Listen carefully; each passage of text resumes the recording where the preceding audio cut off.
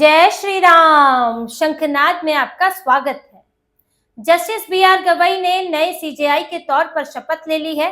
अब justice B R. Gavai Bharat के नए मुख्य न्यायाधीश बन चुके हैं। राष्ट्रपति द्रौपदी मुर्मू ने उन्हें सीजेआई पद की शपथ दिलाई। सीजेआई के पद पर नियुक्ति राष्ट्रपति द्वारा ही की जाती है।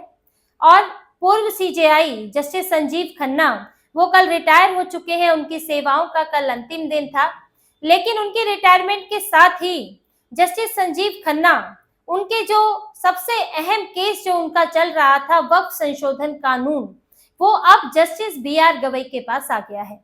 अब एक चुनौती उनके लिए भी है, साथ ही अब क्योंकि वो एक नए चीफ जस्टिस के पास आया है, नई तारीख आई है, तो वक्फ गैंग के दिल में भी धुक धुक होने लगी है। वक्फ संशोधन कानून को लेकर ही इस वक्त पूरे सुप्रीम कोर्ट में इस वक्त उसकी चर्चा है, क्योंकि इस संशोधन कानून के साथ ही सुप्रीम कोर्ट, न्यायपालिका और विधायिका यानी संसद के बीच में जो टकराव था वो खुलकर सामने आया और हलफनामे में सरकार की तरफ से सीधा सीधा जवाब देते हुए संविधान भी समझाया गया। अब क्योंकि जस्टिस संजीव खन्ना वो अपनी आखिरी सुनवाई में, इस मामले की आखिरी सुनवाई में उन्होंने कहा कि इस पर लगातार सुनवाई की जरूरत है, तो इस पर मैं कोई अंतरिम आदेश या भी स्टे नहीं दे सकता, तो इसीलिए इसको नए सीजेआई सुने तो ज्यादा अच्छा रहेगा। आप इस पर तुरंत नहीं कुछ कहा जा सकता है, तो एक लंबी सुनवाई वो करे जो कि इसमें लंबे समय तक बने रहने वाले हैं। तो जस्टिस बी.आर. गवई की बेंच के हवाले किया गया और 15 मई की तारीख तय की गई। अब आज 14 मई को शपथ ले ली है, कल इसकी बेंच लगेगी और जो जस्टिस सीजेआई बी.आर. गवई हैं वो 2 और जजों के साथ 3 जजों की बेंच में इसकी सुनवाई करेंगे। लेकिन वक्फ गैंग के दिल में डर बना हुआ है, धुक तो चली रही है, परेशानी तो बड़ी हुई है कि अब जस्टिस बी.आर. गवई क्या करते हैं, क्योंकि स्टे की मांग ये करेंगे कि जिन 3 प्रावधानों पर इन्हें समस्या है उस पर जस्टिस बी.आर. गवई स्टे दे दें, कोई अंतरिम आदेश दे दें। ये इसके लिए पूरी कोशिश करेंगे कपिल सिब्बल, अभिषेक मनु सिंघवी और ये all India Muslim person law board, 80 दिन वैसे जो 75 याचिकाएं इन्होंने डाली हुई है और इसकी सुनवाई 5 याचिकाओं की, इसमें से 5 को जो है प्रमुखता से सुना जा रहा है, तो उसको लेकर अब इनकी ये पूरी कोशिश रहेगी। लेकिन क्या जस्टिस बी.आर. गवई वो कोई स्टे दे सकते हैं? इसकी संभावना बहुत कम है, बहुत कम है कि इनके पक्ष में कोई फैसला आ सकता है। इसको लेकर इनको भी शंकाएं हैं कि जो जस्टिस संजीव खन्ना पूर्व सीजेआई ने जो रुख अपनाया वही रुख जस्टिस बी.आर. गवई भी अपना सकते हैं और हो सकता है कि इस मामले की सुनवाई ही टल जाए। क्योंकि देखिए जस्टिस संजीव खन्ना ने क्या कहा था, उन्होंने कहा था कि इसको लेकर क्योंकि इसमें लगातार सुनवाई की जरूरत है, तो इसमें मैं तो लगातार नहीं कर पाऊंगा, इसलिए आगे बढ़ाना चाहिए। लेकिन जो दस्तावेज, जो सरकार का हलफनामा, उस पर जो है all India Muslim person law board का हलफनामा, जो सारी चीजें इसमें है वो जस्टिस संजीव खन्ना और बाकी जो 2 उनके साथ दूसरे जज थे उन्होंने स्टडी की है। अब जब तक जस्टिस बी.आर. गवई इसका चार्ज अपने हाथ में नहीं लेते हैं तब तक उनको वो डॉक्यूमेंट्स नहीं दिए जा सकते। जब अब वो नई बेंच बनाएंगे इसको लेकर, अपने साथ वो या तो पुरानी ही बेंच वाले जज रखेंगे या नए जज रखेंगे। बहुत संभावना है कि पुराने ही जज रखें और उनके साथ ही बेंच बनाते हैं, तो इनको भी स्टडी करना होगा, इनको इनके हाथ में तब जाके वो हलफनामा और वो दस्तावेज दिए जाएंगे, फिर उन्हें भी स्टडी करना होगा और इस पर जो है इसके लिए समय लगेगा अध्ययन करने के लिए। जब सरकार से हलफनामा मांगा था तो 1 हफ्ते में मांगा था और अगले 1 हफ्ते में सुप्रीम कोर्ट ने उसको स्टडी किया था, तब जाके 5 मई को सुनवाई हुई थी। इसीलिए अभी हो सकता है, इसकी बहुत ज्यादा संभावनाएं हैं कि जस्टिस बी.आर. गवई इसमें नई तारीख दे दें, इस पर सुनवाई शुरू तो हो लेकिन उसमें कुछ आगे बात नहीं बढ़ेगी और स्टे की तो बात ही नहीं है, उस पर भी हम चर्चा करेंगे। लेकिन क्योंकि उनको भी अध्ययन का समय चाहिए तो हो सकता है वो अगली तारीख दे दें और जब वो इन सब चीजों को अध्ययन कर ले, पूरे मामले को देख ले, तब उस पर सुनवाई करें। एक तो इसमें ये हो सकता है। दूसरा देखिए, जहां तक बात स्टे की है तो स्टे का रिस्क बहुत मुश्किल है कि जस्टिस बी.आर. गवई ले पाएंगे, क्योंकि एक तो उनके पास ये पहली बार मामला आएगा, उन्होंने इसका भी अध्ययन नहीं किया, कुछ पढ़ा नहीं है। सिर्फ ये नहीं हो सकता है कि सुनी सुनाई बातों पर कोई फैसला दिया जा सकता है। अगर एक दिन में ही अगर स्टे देना होता, अगर अंतरिम आदेश कोई देना होता तो जस्टिस संजीव खन्ना दे देते। उनको क्या था, वो तो दूसरी सुनवाई कम से कम कर रहे थे, उनको तो हलफनामा पढ़ने का पूरा समय भी मिला था, लेकिन वो भी इससे बचते रहे। उन्होंने भी इसमें कोई स्टे नहीं लगाया और मामला जस्टिस बी.आर. गवई की पाले में, उनके पाले में डाल दिया कि अब वो इस पर जो भी फैसला लें। अब जब पूर्व सीजेआई ही इस पर स्टे नहीं लगा पाए, इस पर अंतरिम आदेश नहीं दे पाए, तो फिर जो नए सीजेआई हैं वो ये रिस्क तुरंत लें, ये तो बहुत, इसके आसार बहुत कम है, क्योंकि उनके सामने बिल्कुल नया मामला आया है और उसमें अचानक आप स्टे लगा दोगे तो फिर ऐसे में तो मुश्किल खड़ी हो जाएगी पूरे सुप्रीम कोर्ट के लिए। फिर तो सवाल खड़े होंगे कि एक तो आपने ठीक से इस मामले को समझा नहीं है और आप जो है हड़बड़ी में स्टे लगा रहे हैं, तो इसका मतलब जो है कि स्टे लगाने के मकसद से ही आए हैं, इधर उधर की कुछ नहीं सुननी है, अपनी मन की हमें करनी है। तो इसका सीधा सीधा मैसेज ये जाएगा। और इस वक्त सरकार जिस मूड में है, तो सुप्रीम कोर्ट जो है इस तरह की चुनौती नहीं देना चाहेगा सरकार को, क्योंकि देनी होती चुनौती तो जस्टिस संजीव खन्ना ही दे चुके होते। क्योंकि देखिए उस वक्त क्या था, आखिर जस्टिस संजीव खन्ना ने क्यों नहीं बाद में स्टे लगाया, जबकि पहली सुनवाई में उन्होंने कहा था कि मैं स्टे लगाने पर सोच रहा हूं, उनका रुझान उसी तरफ था। इसलिए उन्होंने कई ऐसे सवाल भी किए, जैसे कि जो वक्फ काउंसिल में गैर मुस्लिम रखने की बात है, 2 गैर मुस्लिम, उस पर इन लोगों को आपत्ति है। हालांकि जो वक्फ बोर्ड है उसे गैर मुस्लिमों की जमीन बहुत अच्छी लगती है, हिंदुओं की जमीन पर, ईसाइयों की जमीन पर दावा करेंगे, बौद्ध जैन की जमीन पर दावा करेंगे, लेकिन उन्हें इस बोर्ड में रखना इन्हें बुरा लगता है। खैर, तो इस पर आपत्ति जताई थी। जस्टिस पूर्व सीजेआई जो हैं संजीव खन्ना, उन्होंने ये भी बोला था कि अगर तिरुपति बोर्ड में गैर हिंदू रखे जाएं तो क्या वो स्वीकार्य होगा, तो इसका जवाब भी हलफनामे में दिया गया है।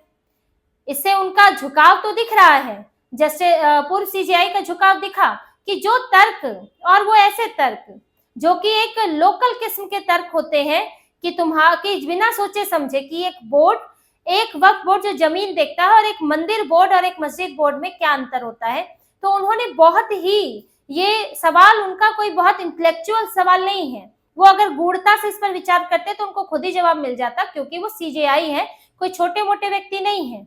लेकिन उन्होंने फिर भी ये सवाल किया तो उनका झुकाव दिखा, फतवा यूजर को उनका झुकाव दिखा।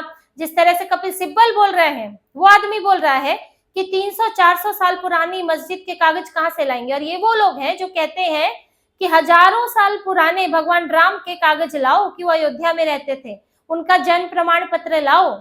ये वो लोग हैं जो आज 300-400 साल पुरानी मस्जिद के कागज नहीं दे पा रहे हैं। लेकिन फिर भी ये सीजेआई ने इस बात को लेकर चिंता जताई कि अगली सुनवाई तक वक्फ यूजर अगर चलता रहा, वो हट गया तो फिर डीनोटिफाई होगी संपत्तियां, तो आप इसके डीनोटिफाई करने पे या तो रोक लगे। तो उनका पूरा झुकाव दिख रहा था। उन्होंने ये तक कहा था कि अगर ये, वैसे तो किसी कानून पर, संसद द्वारा पास कानून पर स्टे नहीं लग सकता, लेकिन ये अपवाद है, असाधारण मामला क्यों है ये भी नहीं बताया। लेकिन देखिए फिर एक हफ्ते में हलफनामा आ जाता है, हलफनामे में सरकार शक्ति संतुलन गिना देती है, बता देती है संविधान में किसके क्या अधिकार हैं। वो सरकार ने सबसे पहले ये बताया कि किसी भी संसद द्वारा पारित कानून को कोर्ट जो है स्टे नहीं लगा सकती। अगर कोर्ट स्टे लगाती है तो फिर ये विधायिका और न्यायपालिका के बीच शक्ति संतुलन का उल्लंघन होगा। यानी कि जो न्यायपालिका है, सुप्रीम कोर्ट जो है, न्यायपालिका का मतलब तो सभी कोर्ट और वकील भी उसमें आ जाते हैं, लेकिन यहाँ पर इशारा सुप्रीम कोर्ट की तरफ से था कि सुप्रीम कोर्ट जो है अगर अपने अधिकारों का उल्लंघन करता है, अपनी शक्तियों से आगे बढ़ता है, तो फिर संसद भी, विधायिका भी अपनी शक्तियों का उल्लंघन करेगी और फिर संसद में कोई दूसरे बिल भी लाए जा सकते हैं। एनजेसी की चर्चा तो बहुत पहले से ही चल रही है, कॉलेजियम के महल को भी खतरा हो सकता है। तो ये सब चेतावनी अंतर्निहित थी उसके अंदर, और सुप्रीम कोर्ट को संविधान पढ़ा दिया गया कि आप बस कानून की समीक्षा कर सकते हैं, उस पर आप रोक नहीं लगा सकते। और बोर्ड की जहां तक बात थी, तिरुपति बोर्ड, मंदिर बोर्ड, मस्जिद बोर्ड, तो ये साफ बताया गया है कि मंदिर बोर्ड की तुलना मस्जिद बोर्ड से हो सकती है और किसी मस्जिद बोर्ड में गैर मुसलमान नहीं होता। लेकिन वक्फ बोर्ड वो कोई धार्मिक काम नहीं चलाता है, वो सिर्फ जमीनें मैनेज करता है, वो कोई धार्मिक संस्था है ही नहीं, इसलिए उसमें मुस्लिम गैर मुस्लिम की बात आती ही नहीं है। तो ये सारी बातें समझाई गई हलफनामे में, और 5 मई को जस्टिस पूर्व सीजेआई जो है संजीव खन्ना, वो खुद को इस मामले से अलग कर देते हैं और साफ दिखता है कि सरकार के हलफनामे का असर हुआ है। अब जब पूर्व सीजेआई ने ही ये रिस्क नहीं लिया, तो नए सीजेआई जस्टिस BR गवई वो क्यों अपने माथे पर ये रिस्क लेंगे, वो भी इतनी जल्दी पहली सुनवाई में?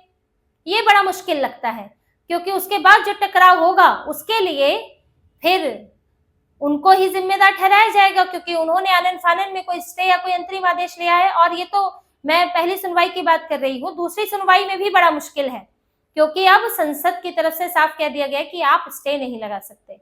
अब ये आर पार की लड़ाई है, अंतिम दौर है कि आपने अगर अब किया तो फिर अब बर्दाश्त के बाहर हो जाएगा।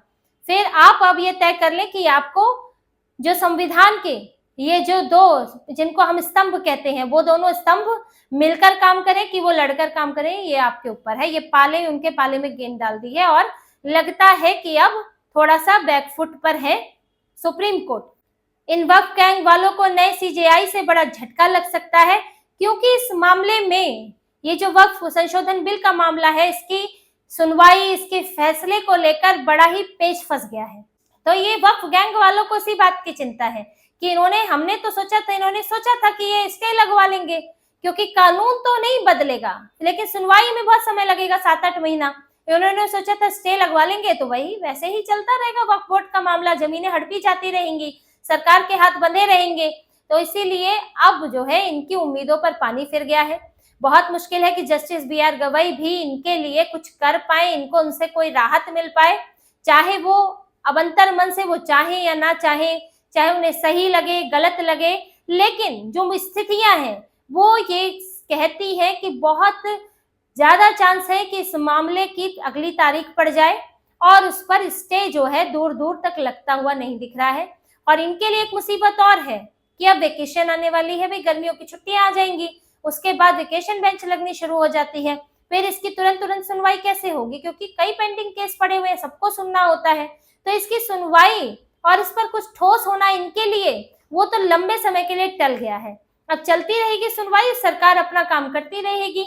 ये पूरे वक्फ बोर्ड मौलाना गैंग जो है, ये कपिल सिब्बल, अभिषेक मनु सिंघवी, कांग्रेस, विपक्ष, इन लोगों के मंसूबे कामयाब नहीं होने वाले हैं। ये वक्फ संशोधन कानून लागू हो चुका है और ये पूरे देश में इसके हिसाब से काम होगा। और ये लोग सोच रहे थे कि हम मुसलमानों के लिए हम स्टे लगवाकर कांग्रेस अपनी वाहवाही बटोर ले, इसलिए सब जो है हर दल ने अपना जो है याचिका डाली हुई है कि हम मुसलमानों को दिखाएं, देखो देखो हम कोर्ट जाके फैसला बदलवा लाए, हम कोर्ट जाके स्टे लगवा लाए। अब ये वाहवाही बटोरने का इनको मौका नहीं मिलने वाला है, क्योंकि अब सरकार ने भी ऐसा वीटो लगाया है कि उस पर किसी का उसका उल्लंघन करना किसी के लिए भी अब संभव नहीं दिख रहा है। तो वक्फ गैंग अब बस माथा पीटता रह जाएगा, ये लोग बत्ती बुझाओ बत्ती जलाओ वाला आंदोलन करते रह जाएंगे। इनके बस में अब और कुछ नहीं है, और हिंसा का तो अब कोई सवाल ही नहीं है। जो देश में पूरा माहौल है, उसके बाद ये सड़कों पर अगर निकल गए तो इनके लिए और बड़ी मुसीबत खड़ी हो जाएगी, क्योंकि इस वक्त पहलगाम, ऑपरेशन सिंदूर, पाकिस्तान को लेकर जिस तरह की स्थितियां हैं, उसमें अभी वक्फ गैंग वालों को कोई बर्दाश्त करने वाला नहीं है, और जब ये कोर्ट से भी इनको खाली हाथ ही लौटना पड़ेगा। तो इसी तरह की और खबरें और विश्लेषण आपके लिए लाते रहेंगे, हमसे जुड़े रहिए, सब्सक्राइब कीजिए, कमेंट कीजिए। बहुत बहुत धन्यवाद। जय श्री राम।